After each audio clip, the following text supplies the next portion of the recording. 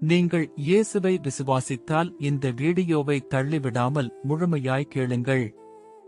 இன்றைய பைபிள் ஜீவ வார்த்தை.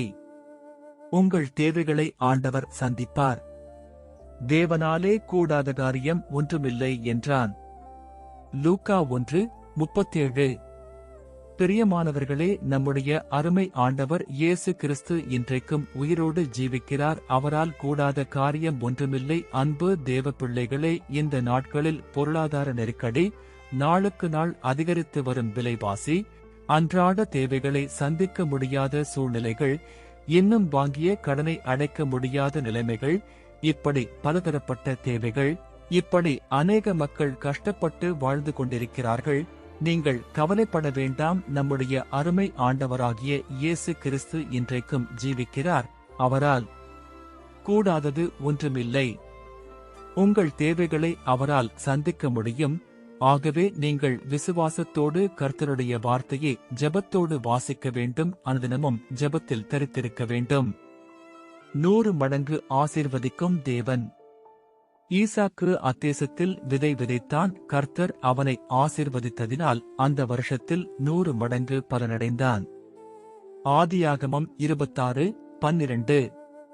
பழைய ஏற்பாட்டில் நம்முடைய முற்பிதாவாகிய ஈசாக்கை தேவன் ஆசீர்வதித்ததினால் அந்த வருஷத்தில் 100 மடங்கு ஆசீர்வாதத்தை அவர் பெற்றார். ஈசாக்கு தேசத்தில் விதை விதைத்த காலம் செழிப்பான காலமல்ல, அது பஞ்சத்தின் காலம். தேசமெங்கும் மகா வறுமை காணப்பட்ட காலம். அந்த நாட்களில் ஈசாக்கு பட்ட பிரயாசத்தை நம் ஆண்டவராகிய இயேசு ஆசீர்வதித்தார். ஈசாக்கை தேவன் ஆசீர்வதிக்க காரணம் என்ன தெரியுமா? ஈசாக்குடைய ஜெப வாழ்வுதான். ஈசாக்கின் ஜெப வாழ்வு. மலடியாயிருந்த தன் மனைவிக்காக ஈசாக்கு கர்த்தரை நோக்கி வேண்டுதல் செய்தான். கர்த்தர் அவன் வேண்டுதலை கேட்டருளினார்.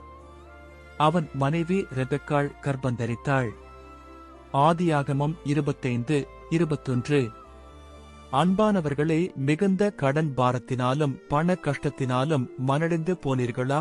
இனி நான் எழும்ப முடியாது, நொடிந்து போய் விடுவோம் என முடிவு கட்டிவிட்டீர்களா? கவலைப்படாதிருங்கள். யாரிடத்தில் எனக்கு ஒத்தாசை வரும் என்று மனுஷர்களை நோக்கி பார்ப்பதை சற்று அப்புறப்படுத்திவிட்டு தேவனை நோக்கி மன்றாடி ஜெபம் பண்ணுங்கள். ஆமென். விசுவாசித்தால் ஆமென் சொல்லுங்க.